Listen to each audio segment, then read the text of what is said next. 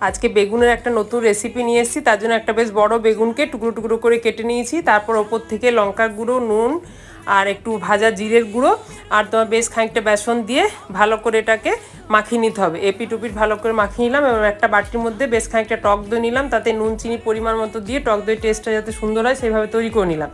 এবার একটা ফ্রাই প্যানের মধ্যে সাদা তেল দিলাম বেশ খানিকটা। এবার বেগুনগুলো একটু জোর ফ্লেমে আঁচের মধ্যে বেগুনগুলো লাল লাল করে ভেজে নিতে হবে। ভাজা হয়ে গেলে সেই বেগুনটা ওই দইয়ের মধ্যে দিয়ে দিতে হবে। দইয়ের উপরে বেগুনগুলো ভাজার পর দিয়ে দেওয়া হলো।